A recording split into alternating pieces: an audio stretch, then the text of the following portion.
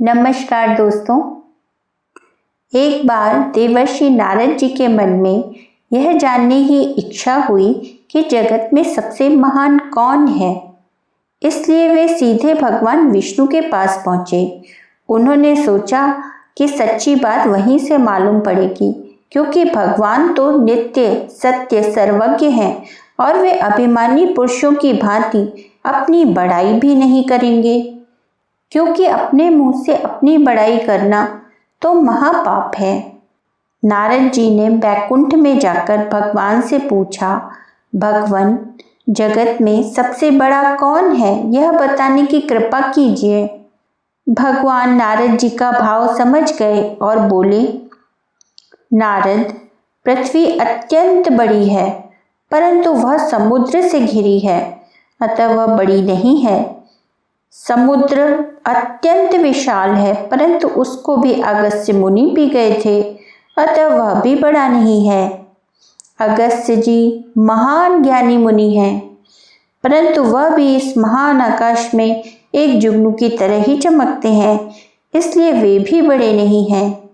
ये आकाश जो कि अत्यंत विशाल है, इसको भी दैत्यराज बलि के यज्ञ में भगवान वामन जी ने एक पैर से नाप लिया था, इसलिए वह भी बड़ा नहीं है। तो नारद मुनि ने भगवान से पूछा, तो भगवान फिर संसार में सबसे बड़ा क्या है? तब तो स्वयं आप ही सबसे बड़े हैं।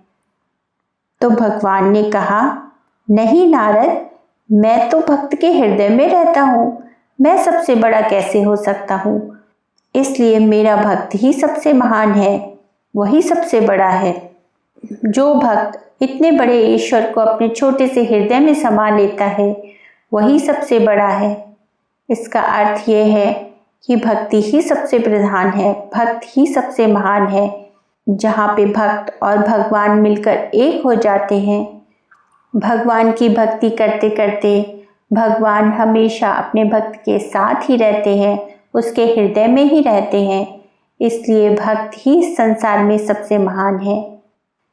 तो ये थी वो सुंदर सी कथा जो हम सबको भी इस प्रश्न का उत्तर देती है कि इस संसार में सबसे महान कौन है।